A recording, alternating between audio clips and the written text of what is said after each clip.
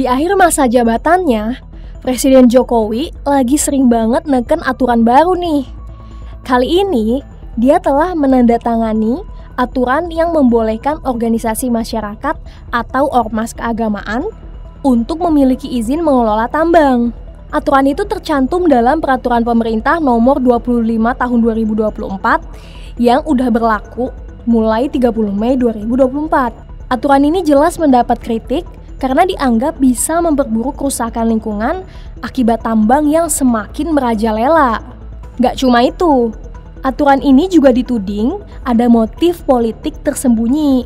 Sebenarnya pada tahun 2021, Jokowi emang pernah menjanjikan konsesi pertambangan mineral dan batu bara kepada generasi muda Nahdlatul Ulama atau NU. Alasannya sih, katanya supaya bisa menggerakkan gerbong ekonomi kecil. Ekonomi kecil nggak tuh? Tambang batu bara loh. Koordinator Jaringan Advokasi Tambang atau JATAM, Melki Nahar, menilai kalau sebenarnya Jokowi cuma lagi bagi-bagi jatah aja ke orang atau kelompok yang punya pengaruh dan berjasa selama masa pemerintahannya. Kasarnya bullshit lah kalau ngomongin kemaslahatan masyarakat. Soalnya, katanya sektor pertambangan itu akan melenyapkan sektor lain seperti pertanian dan pariwisata. Klaim atau narasi bahwa ini untuk kesejahteraan jelas menyesatkan, jelas omong kosong. Sehingga kita perlu membacanya justru ini sebagai siasat licik Jokowi dalam upaya balas jasa gitu ya, sekaligus menjaga pengaruh politiknya terutama setelah ia lengser pada Oktober mendatang. Jadi saya kira kepentingan Jokowi adanya di arah sana begitu ya. Jadi tidak dalam kerangka perbaikan ekonomi menuju kesejahteraan bersama, enggak, tapi lebih pada urusan bagi-bagi kue begitu, bagi-bagi jatah untuk mereka-mereka yang barangkali dianggap telah berjasa dalam menopang kekuasaan politik selama 10 tahun terakhir. Jatam pun mendesak pemerintah untuk mencabut aturan itu. Ormas-ormas keagamaan juga diminta untuk sadar kalau banyak jamaah ormas yang menjadi korban dari keganasan tambang. Nah, khusus soal tambang yang mesti diingat baik oleh ormas-ormas keagamaan ini, terutama saya kira PBNU yang ada sinyal mengamini gitu ya, menerima konsesi ini, bahwa mereka-mereka yang selama ini menjadi korban keganasan industri tambang ya jemaah dari Anda semua ya, sebagian besar jemaah NU, jemaah Muhammadiyah, dan jemaah ormas keagamaan lainnya. Mereka-mereka yang selama ini berjuang sendirian gitu ya, mereka mengadu ke Jatam tanpa ada bantuan dari pemerintah. Sehingga pertanyaan terpentingnya adalah alih-alih ini bisa berdampak pada kesejahteraan, yang terjadi kan bisa memicu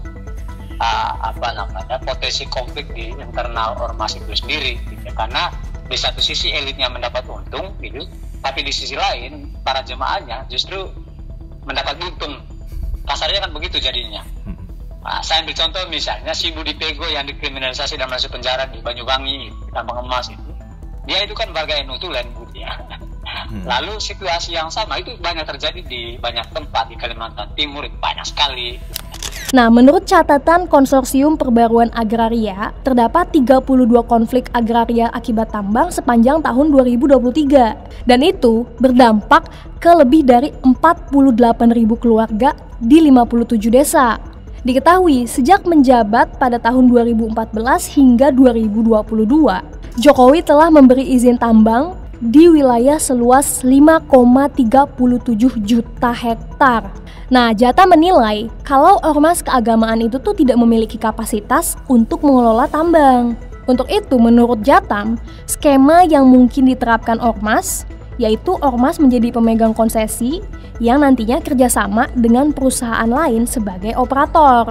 Jadinya, Jatam tuh khawatir kalau skema ini bisa memudahkan perusahaan untuk masuk ke wilayah pertambangan khusus lewat ormas tanpa melalui proses lelang terlebih dahulu. Senada dengan Jatam, Muhammadiyah sebenarnya menekankan kalau mereka itu nggak mau tergesa-gesa. Mereka juga akan mengukur kemampuan diri agar pengelolaan tambang tidak menimbulkan masalah bagi organisasi, masyarakat, bangsa maupun negara. Menurut Muhammadiyah, kemungkinan ormas keagamaan mengelola tambang tuh nggak bisa otomatis langsung. Soalnya harus memenuhi persyaratan dulu. Berbeda sama Muhammadiyah, PBNU menerima baik aturan tersebut. Ketua Umum PBNU Kiai Haji Yahya Kholil mengapresiasi aturan tersebut. PBNU juga menyampaikan rasa terima kasihnya ke Presiden Jokowi. Aturan yang baru diteken Jokowi ini benar-benar membuat banyak pihak berkomentar. Sampai-sampai mantan Dirjen Minerba Simon Sembiring juga melihat kalau ada kepentingan politik dalam aturan baru ini.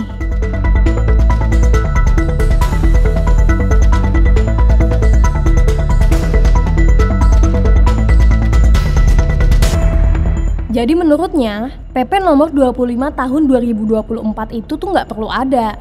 Karena bertentangan sama UU nomor 3 tahun 2020 yang mana menyebutkan bahwa izin usaha pertambangan bisa diberikan kepada perorangan, koperasi, atau badan usaha berbadan hukum. Sebenarnya nih guys, yang membuat isu ini juga ramai itu karena Menteri Investasi Bahlil Lahadalia sebelumnya menyatakan kalau pengelolaan tambang sama ormas keagamaan itu tuh nggak perlu spesialisasi, tapi cukup diserahkan ke kontraktor aja. Pernyataan Bahlil ini tuh menunjukkan bahwa pemberian izin usaha pertambangan bagi ormas keagamaan itu tuh nggak akan menimbulkan konflik kepentingan.